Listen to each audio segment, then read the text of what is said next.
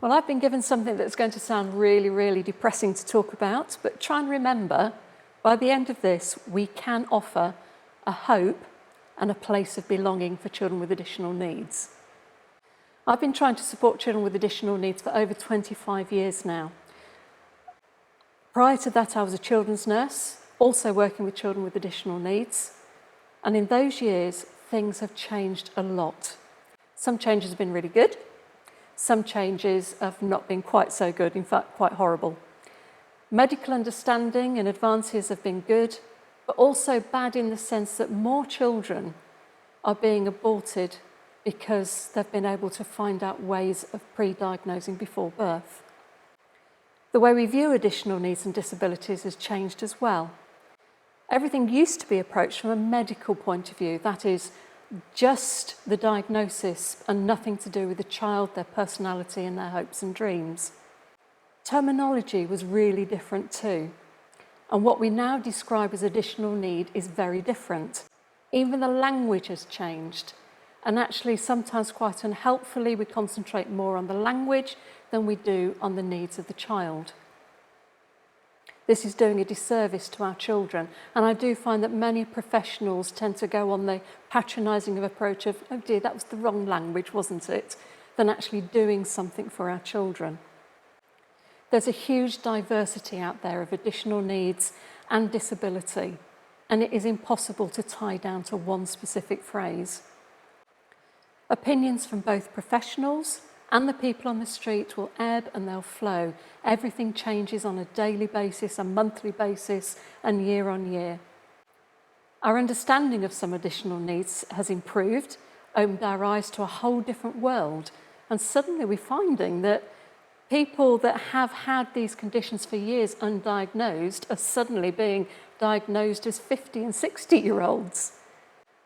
But although our understanding as a society has grown, our tolerance has diminished. And the UN has done a lot of research on this and confirms all of that in a recent report. Living in the UK, if you have an additional need or disability, is not a good thing. It has always been the case that children with additional needs and disabilities have been viewed as a problem and not a potential. Occasionally you'll see this inspirational language coming to the fore just because a child has got on with their life and done things with it in spite of having a disability or additional need. The landscape is set to change further with the rise of schooling that relies on academic ability only. We are finding that many children with additional needs are being excluded, or they're being put in a separate place from their peers and not taught adequately, because they may bring all of those tables of academic achievement down for the school. This isn't good enough. The transition from statementing for educational needs to having an education, health and care plan is poor in many of the education authorities. They can't process them in time, and when they have been put in place, families find that what their child needs cannot be provided in their county. Some families are having to move out of one county and into another to find the educational support that their child needs. So in 2018, the way society views children with additional needs can vary hugely. It swings one way and it swings the other. The most prolific view, as I've already said, is that they're a problem. They should be hidden away. They should not be allowed to be born. Parents have things said to them like, you should have had him killed at birth, and I've heard it said. But there are some sectors of society who see them as a drain on government finances. Just a few are seen as an inspiration because they've managed to hit that sweet spot of acceptable disability. They're cute, they're pretty, they're not upsetting everybody. Hate crime against children with additional needs and disability has risen by 150% in 2 years. The pressures on families are severe. Today, if you have a child with an additional need, you are more likely to live in poverty, have a higher risk of marriage breakdown, and have poorer mental and physical health. Now, that's a very brief summary of what it's like outside the church today for families who have children with additional needs. One would hope that church is a place of relief from that, somewhere to go, a break from lots of hospital appointments, lots of meetings, meeting with the educational people, and the daily battle that this brings. But I'm sad to say that often it is just a repeat of their daily battle. All through the years that I've worked in this area, I have had parents talk to me about their children. I've also had churches come to me and say, how can I exclude this child legally? I do often have to say, can we take that back a few steps? Because actually there's a bigger problem behind this. But more and more, monthly, weekly, I'm getting emails from families rejected from church with the excuse of health and safety, safeguarding, and various other things that doesn't fit with the way a church thinks it should be. Yes, there are some wonderful churches out there that are doing an amazing job. They support not just the child, they support the family. They see a much bigger picture of support than just sitting down and listening to a sermon or getting a child to sit still and listen to a story.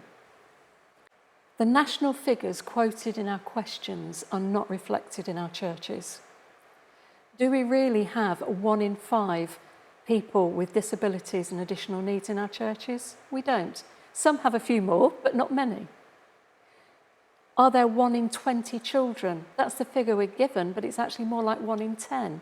Again, some churches have more, some churches have none. Many families are asked to leave.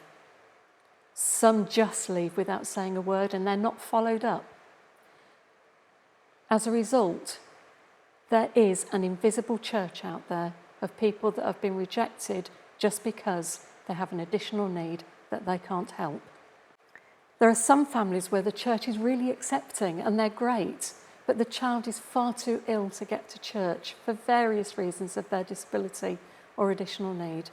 Those families become very isolated because we do church in a building, whereas actually there are many other ways we can do church.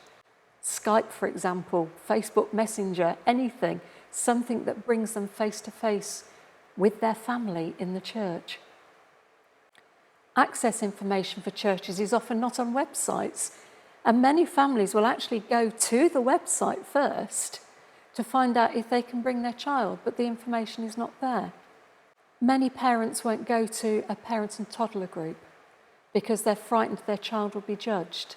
Parents of older children won't enrol them into our midweek clubs because they're afraid of being judged and because they can't find the information they need.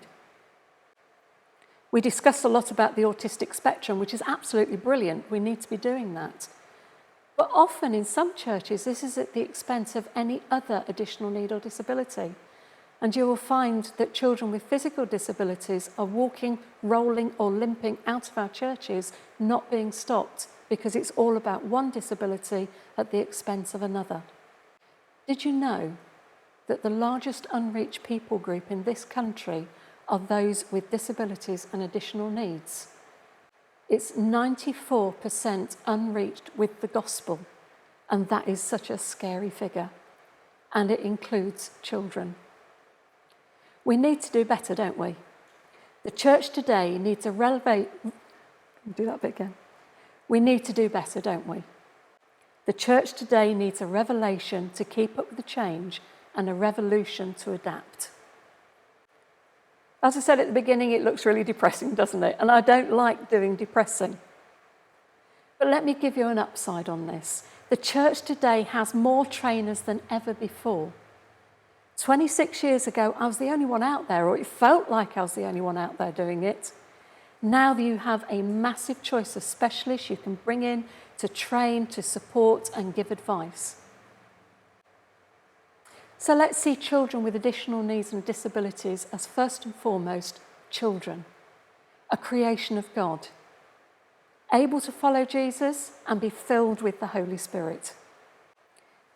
Also needing discipleship and opportunities to serve, the two things we often forget because we're so focused on giving the message to them and getting them comfortable, we forget to disciple. A child who may need extra accommodations to belong fully in our church communities, that is all these children are. In 2018 and beyond, we need to make sure that these children feel as if they have a place to belong, especially in a world that tells them they don't belong. We need to give them a place of that belonging and safety.